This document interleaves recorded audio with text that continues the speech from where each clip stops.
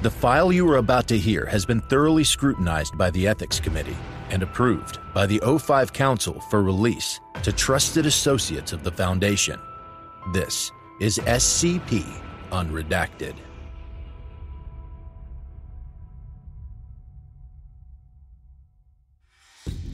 Previously, on SCP Unredacted.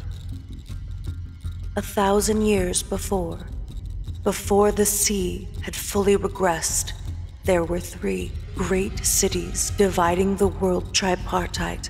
You would think something like that would leave evidence. Yes, I was similarly skeptical. These empires were advanced occultists. Hiding their cities from their enemies was a trivial task. Only those who knew its location could enter. 3 days into the desert, we found it, and the towers became visible over the horizon. Blackwood wasn't lying. This place is thousands of years old. It looks lived in. Like everyone up and left midway through dinner. Whatever this civilization was, the anomalous was so pedestrian to them. They were playing with nuclear reactors while the rest of us huddled in caves behind the fire. I'm far more intrigued by this cult of McKnight that seems to provide every aspect of AMONI-RAM. Yep. Corpse. Highly decomposed, just like Blackwood found. Ouch. A plant that kills. Stay sharp. What is that?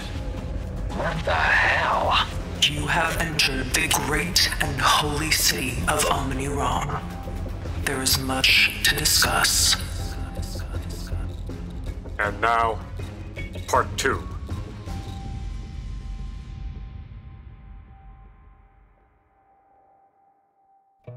Section 001.4. Further investigation. Further inquiries from the Echo Team to SCP-001-A1 were rebuffed or met with nonsensical statements. It repeatedly expressed the desire to speak with the scholars, interpreted to refer to Drs. Aram and Nussbaum. The Echo Team spent the following hours mapping a path back to the surface, utilizing their CTMs. Upon arrival, researchers used the collected data to construct a 3D rendering of a significant portion of AMONI-RAM's Undercity. The Echo Team was debriefed and declared that the Undercity was largely safe for exploration, barring particularly heavy corroded passages and areas infested by the anomalous extinct vegetation species, tentatively classified as SCP-001-B, and the pods of acid, classified as SCP-001-C. Subsequent sample analysis determined that the external skin of the pods was an organic but calcified substance similar to flesh. Project leads Aram and Nussbaum were briefed on the discovery of A1 under the palace and its requests for their presence. Both agreed to conduct an interview and were escorted by a contingent of armed tactical response officers to A1's chamber the following day. Attached transcript. September 1983. Interviewers: Dr. Hedvig Nussbaum, Dr. Robert Aram. Subject: SCP-001-A1. Begin log. The party enters the chamber. A1's bodily components hang limply from the wall. Hello? Is it alive? A1's head twitches upwards. No. Welcome. Oh my god. What are you? I am. I was. I remain. What are you? The, scholars wishing to investigate the history of this city. Scholars? A1's head goes limp. The wall of machinery behind it shudders. For several seconds, it bursts into a flurry of activity, with the shuddering thrashing. Small objects fly through the vacuum tubes. Gears can be seen turning and ticking. Primitive lights flicker on and off. It winds down as A1 raises its head again. The great grand city of AMONI-RAM is home to 4 academies, 16 schools, and scores of scholars and learned men, discovering, working, blending the gifts of God. What gives you the right to call yourself a scholar? Anyone who seeks knowledge can call themselves a scholar, I suppose. And we have not seen anyone else here since we arrived here. Your army arrived here 2 cycles ago. How'd you figure that out from down here? Have been observing. The automata are scholars. They are servants, soldiers, and everything else. I have learned your language from seeing your troops, the white coats, and the tan patterns. I see. You see what the -A instances see? They are the eyes, and I am the hard metal mind. And you have come to conquer my city. Oh, no. We are not an army. We are not an army. Armies have generals. Generals, kings, priests. 3 men who must be guarded. You walk in here with guards. You claim you are no general. King and queen? Leaders of your people? How come we can't be priests? I am a priest. You have no shred of God in your heart. I can smell it. Then, yes, I suppose we're leaders of our people. Welcome, mechanist and scholar, to the second spire, white city of the broken empire, finger of McKinnon, the Falad throne, the great and holy city of AMONI-RAM. Whoa. Could you explain what that means? You are unaware of our history. How long has it been? We are not entirely sure of how long it has been since whatever happened here, but thousands of years at the minimum. They didn't think anyone would still be alive. Once again, A1 goes limp and appears to be computing something for several seconds. I am not alive. Are you some sort of machine? Yes. You are meat, wet, dripping to the bone. I am the kiss of God, shining steel and Falad. I am made in the Makan's image, and you are everything I am not. Dr. Aram raises his hand. All right, we're running in circles Stop. here. Dr. Aram freezes. Your arm. Let me see it. A -A instance detaches itself from the wall and approaches Dr. Aram, scaling his coat and crawling onto his prosthetic arm, inspecting it for several seconds. During this time, Dr. Aram says nothing. Eventually, the instance drops to the floor and skitters away. AMONI-RAM was a city of science and blessing. The Makan's gift to us, the golden metal, the Falad. It allowed us to construct wonderful things. Every man, woman, and child presented with augmentations like these, like yours, to become something better than human. I'm not the only one. The vast majority of our personnel in the city have some form of augment. Dr. Nussbaum and all our security personnel have oculars. I have my prosthetics, and there are countless others. You are allowed entry to the city of AMONI-RAM. You will record our history and our creations. I will assist you. You will make sure we are not forgotten. You will be our legacy. I have not been repaired in many revolutions. There are gaps, holes, flaws in my memory. But the temple contains an inexorable record of our city's godly creation. I will give you a translation. You will ask me for everything else. We're also going to need insight on the technology of the city. Yes, I will answer any inquiries you have, Mechanist. The automata will show you the paths of the labyrinth that are unsafe. The real wonders of the city lie below. I thank you. We are in your debt. No, a bargain has been struck. A fair exchange. We show you, and you preserve the McKnight Empire. Go now. End log. A1 presented Drs. Aram and Nussbaum with a series of documents printed from its body. The documents were as follows. A basic translation guide from the language all records within AMONI-RAM are written in, coined McKnight to English, with some Greek bywords. Digitized and distributed to all members of the archaeological team. A map of the Undercity, fully annotated with sections of interest and unpassable areas the Echo Team missed, combined with the CTM map formed by the Echo Team to offer a complete map of the Undercity. Full schematics of various technologies found within the city, digitized and distributed to all members of the engineering team. In addition, a small mechanical device of unknown function was provided to Dr. Aram. With the assistance provided by A1, research into AMONI-RAM began in earnest on 12 September 1983. Attached document. September 1983. Mural Analysis, AMONI-RAM Initiative.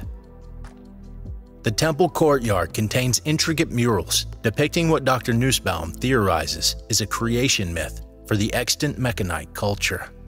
Accompanying these are plaques bearing an inscription in McKnight. While the rest of the archaeological team investigated the rest of the city, a small team was dedicated to translating the courtyard engravings. Side description. The first relief depicts a scene of 3 figures wrestling in a dark void, followed by the figures falling to different corners of a slightly inaccurate map of Asia.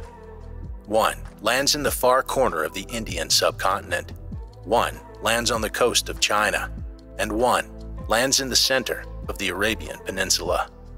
This final figure dominates the rest of the scenes. It is revealed to be a massive but lithe figure dressed in golden armor.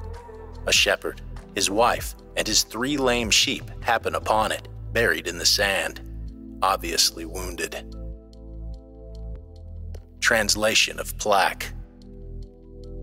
Before the new pantheon, before the smoke and the singing, the old gods fought their war over nothing. They wounded each other and fell, twisting and writhing, to the lowest world. Makani, blessed be her name, alighted in the far west under the scorching gaze of the sun. She rested in the dunes, uncovered by the flock of a shepherd, the morrow.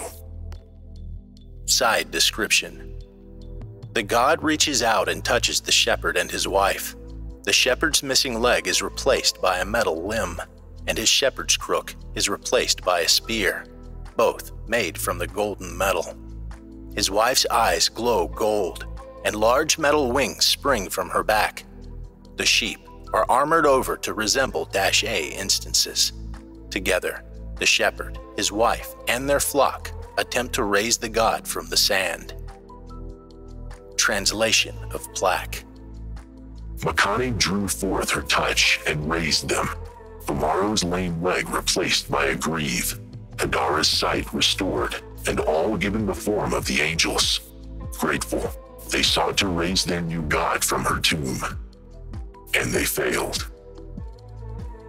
Side description. The god digs deeper, lying face down in the sand. It looks up at the shepherd and strips the armor from its massive fist. The shepherd takes the armor and fashions a simple forge, melting and reforging it into a suit of armor in the image of the god and a massive throne. He returns to his village, where the people naturally submit to him. Many are disabled and lacking limbs. They return to the resting place of the god, who touches them all in turn, replacing their shortcomings with its gifts. They rejoice and, as the god strips its armor, use the metal to construct a shining city on its back.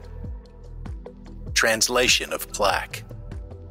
She knew that the wound was not mortal, but crippling. She understood her fate and entrusted her legacy to Bamaro and his blood. He became the first blacksmith, shaping the metal of her body as she shaped life itself. He made himself in her image, and the people were awed. For their faith, they were uplifted beyond the chains of humanity, and from her stripped armor, they raised the first city on the back of the sleeping goddess, AMONI-RAM, city of Fulad, shining gate of the west. Attached document, October 1983. Machinery log, AMONI-RAM initiative. From September to February, hundreds of pieces of technology were analyzed and investigated by the engineering team.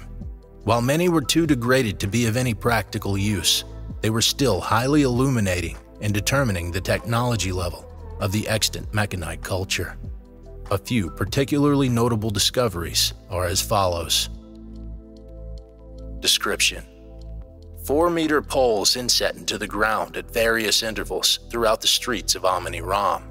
6 disc-shaped objects, a meter wide top each pole. When an electrical current is applied to the pole, the discs begin to knock against each other, emitting radio waves of unclear purpose. The device is currently theorized to be some sort of conductor system for the city, possibly an attempt at creating a free, wireless power system. Description: large, partially subterranean greenhouses occupying a significant portion of the western district of the city. Copper pipes running underground gases alternatingly cool and heat them according to valves, and the greenhouses are several floors tall, utilizing novel organization and irrigation techniques.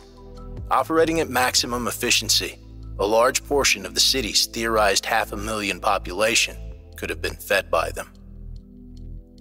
Description: a series of magnetically charged rails running through the city in a loop, though all the cars have been completely ruined. Applying a specific electrical charge allows rapid, high-speed movement through the city.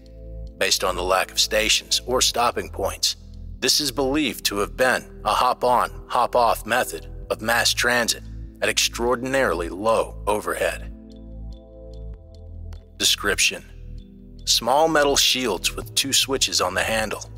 When fully powered, one switch projects a rapidly oscillating energy shield that protects the wearer against fast-moving kinetic objects. The shield can be maintained for up to 20 minutes on a full charge. The other switch projects a skin-tight shield that camouflages the wearer with their surroundings, effectively rendering them invisible. This is much more power-intensive and can only be maintained for 3 to 6 minutes, depending on movement. Description: large constructs, 2 in every district, set into the ground, though not part of the Undercity. The locks and seals have been damaged. Inside are large machines that have been investigated to contain radioactive material. Details are currently sealed, but the engineering team is of the opinion that these could have been functional nuclear or possibly cold fusion reactors, supplying electricity to the city's power grid and power poles. Description: unclear. Large sections of the Undercity are inaccessible, making thorough analysis difficult. However, the engineering team is agreed that a significant portion of the Undercity appears to be one gargantuan machine, incorporating mundane technology along with paratechnology. Further research is required. In the process of research and excavation, -A instances led the archaeological team to a structure within the southern district that appeared to be a record center, possibly a library or a university. While the vast majority of the paper documents contained therein were rotted and illegible, the metal and clay tablets were remarkably well preserved. The instances further directed personnel to a basement section containing a large metal safe, since rusted off its hinges. Within was a cache of several dozen metal cylinders measuring 10 centimeters in diameter, imprinted with writing in McKnight. Due to their form, the language, and several other factors, only one was immediately translated. Attached document, November 1983. And the shining eye of the Empire rose as Bumaro took his anointed seat on the Falad throne. AMONI-RAM rose from the sands on the back of McKinnon, her pieces scattered to the 6 winds and the 5 corners of the world. As the slaves marched on Adatum in the east and the covenants were struck in the south, so too was the holiest and godliest of magics given freely to man under the watchful eye of the sun. And the sword of McKinnon cut a swath through the world, and all those trembled in fear until they saw the light of the Ram, the greatest city of man, gifted by McKinnon but built by the hands of the workers, not the demons of the covenant or the flesh slaves. The empire swelled and the metal road ferried new people, and AMONI-RAM swelled from their presence, and the world was good as Bumaro watched from his throne for his reign of centuries. And when his reign ended and his golden body passed, the Empress Hadara wept, and the city of AMONI-RAM wept with her, and they rested their hope onto the air. And Hashir Bumaro grew into a wise king under the auspices of his family, and gave his arm and his leg for his empire just as his father had done. And in that way, Bumaro lived on, resting in the soul of his son, and his son's son, and so on forevermore. And the Emperor Bumaro used the throne to invoke the wisdom of his past lives, and in that way the empire conquered and slew its way into the world, and it was led into the continent and into the conflict with the other nations of man, bloody and brutal. Devastation. After several weeks and months of independent research, another interview was scheduled with A1 to seek clarification on the discoveries made, as well as input on technical questions. Attached transcript, December 1983. Interviewers: Dr. Hedvig Nussbaum, Archaeological Team Lead; Dr. Robert Aram, Engineering Team Lead; Drs. Cecric Blascowitz and Sarah McKinnon; researchers Bill Tenz and Mohammad Zaid. Subject: SCP-001-A1. Begin log. Hello? SCP-001-A1? A1's head twitches upward. The scholars return. It has been many cycles. I have watched. Yes, your automata. They have been very helpful. Yes. What are these ones? Sorry? A1 flicks an arm at the doctors and researchers. These ones. They were not here last visit. Oh, yes. These are... Your attendants? What? You are a king and queen, you said. Bumaro and Hadara had attendants to serve them. Are these your attendants? No, it's not. Dr. Aram motions at Dr. Nussbaum. Yes, that's right. Our attendants. You can trust them. They're with us. A1's head stiffly nods. Do they speak? They can. And I think they've got some questions for you, if you're inclined to answer. You are a strange king. I will answer. Thank you. And we never did get a name for you, did we? You may call me a preserver. It is my function. Excellent. A pleasure to meet you, Preserver. Dr. Aram motions to the engineering team. Right, yes, hello. We've been disassembling and investigating the machinery in the city and the Undercity, and we keep coming across this bronzish alloy. It's too hard to take samples from, and trying to break it has gotten us nowhere. You speak of the Falad. You've said that before, haven't you? We've seen the word in our translations. Yes, the Falad is a metal, a gift from McKinnon. With it, we forged our swords, our technology, our very way of life. It is the backbone the Empire was built on, a sign of favor from God, that we were the chosen people. The smiths knew how to work and melt the metal best, but every citizen was expected to know. A nation of swordsmen and foundries. The writings mention a Falad throne? The throne crafted by Bumaro from the first ingots of Falad, stripped from the armor of McKinnon herself. It is holy beyond holiness, divine beyond divinity. Its very presence is a symbol of power, and now it sits empty in the throne room. Devastation. Is it possible you could teach us how to work the Fulad? It would be great. Yes, you will learn. Oh. Thank you, Preserver. I'll send some people down in the coming weeks. This will help. It was among the greatest boons gifted to our culture. Falad became a byword for unbreakable. Bear it well. We will. The things the McKnights did with this are unbelievable. Advanced beyond belief. The greatest civilization that ever stood. Right. We also have questions about this Bumaro. He seems to occupy a central place in the McKnight culture. Religion, history, everything. Who was he? Emperor Bumaro was the first mortal man to witness the majesty of the broken god in all her glory.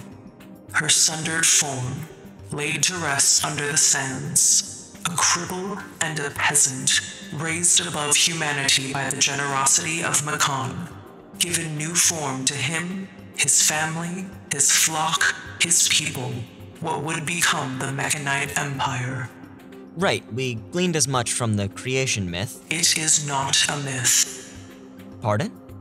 A myth is what the Covenant used to scare their children. The Emperor is history. His existence is indisputable. It says in the cylinder that he reigned for centuries.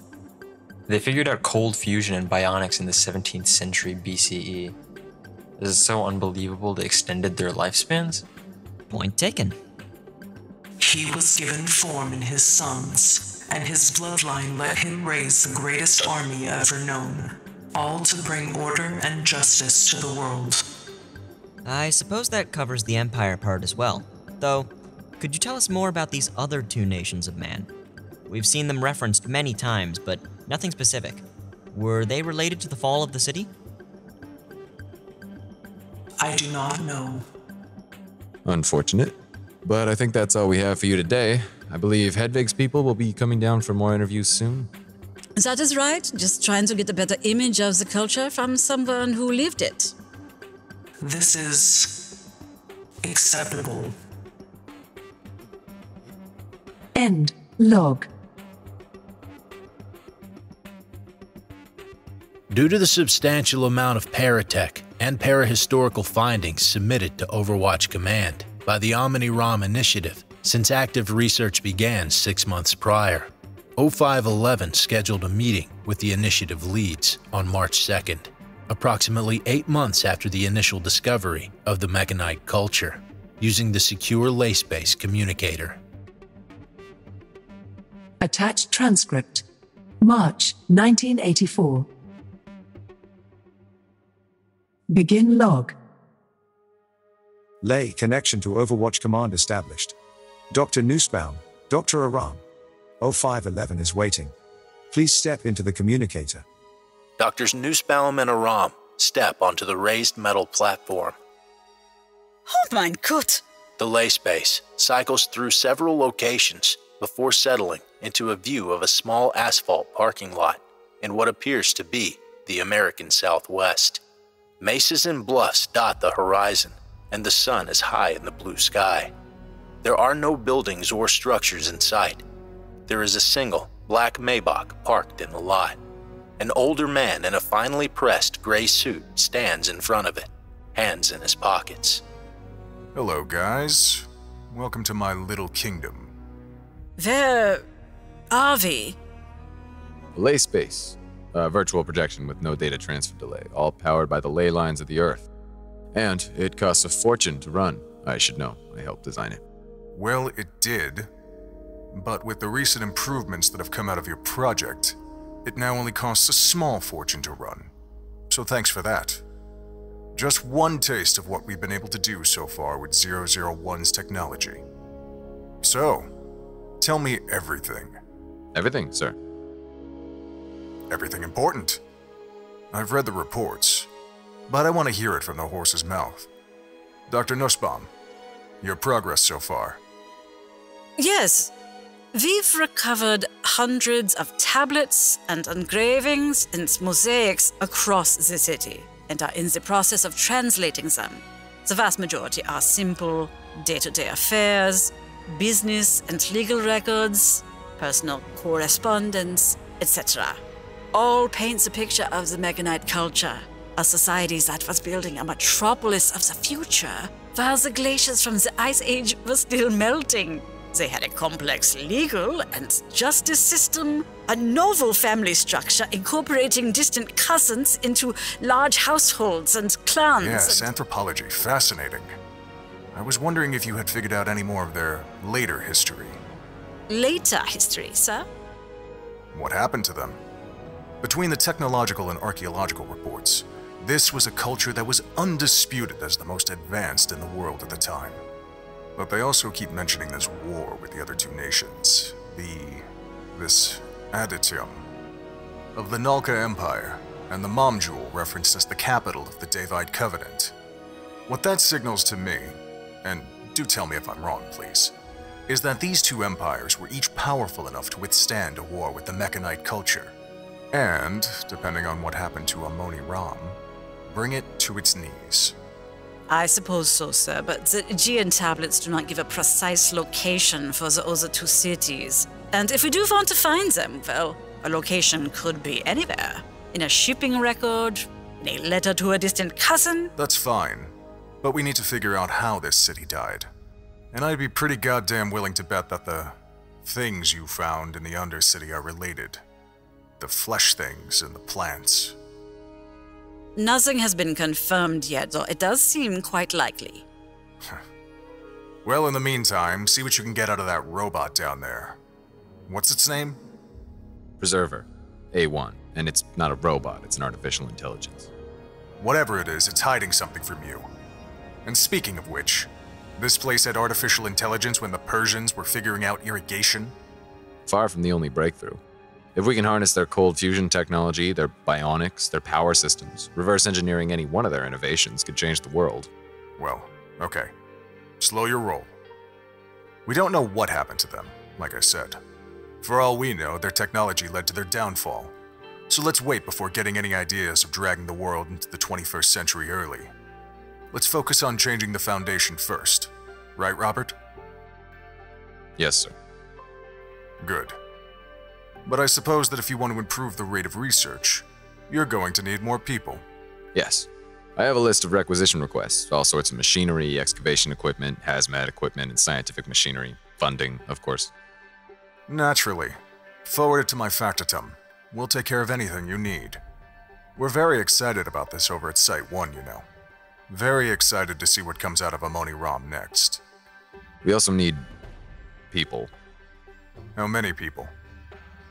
Right now, there's about 50 of us and the security, but we're stretched thin to explore a whole city. I've run the numbers, and 200 additional personnel would give us the arms we need. That's a lot of arms, Robert. Not something I can make happen with a snap of my fingers. I have a list of names I could forward, and it is a lot, but we've barely scratched the surface of what the McKnights left us, and already are reaping the rewards. Surely it's worth it. Can't disagree there. You'll have your people within 2 months. Might need to consider expanding. I'm inclined to agree, which is why I wanted to request your permission to see if we can't get certain aspects of the city working again. Like what? The power grid, for one. We've mapped it out pretty well, and it's surprisingly intact.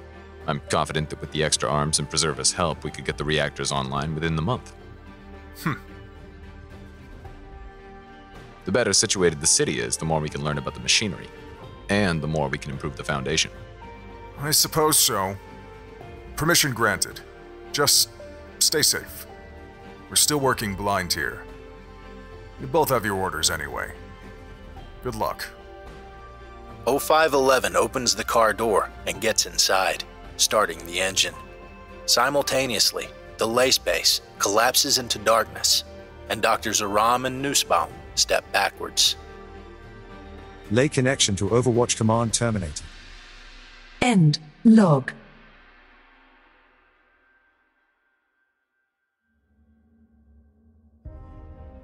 Thank you for listening. If you like what you hear, join my Discord community, hire me on Fiverr, or help support me by becoming a patron for as little as $3 a month. Regardless of tier, all patrons get early access to every single episode. The links are in the description.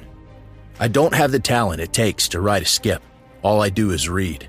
Original authors make this podcast possible, so credit to the original author. Their link's in the description. Show them some love as well. Consider becoming a member of the SCP Wiki. Upvote their work, and maybe write a skip of your own. Maybe I'll read it here someday. You never know if you never try. The content of this podcast and content relating to the SCP Foundation, including the SCP Foundation logo, is licensed under Creative Commons Sharealike 3.0, and all concepts originate from scpwiki.com and its authors. This recording, being derived from this content, is hereby also released under Creative Commons Sharealike 3.0.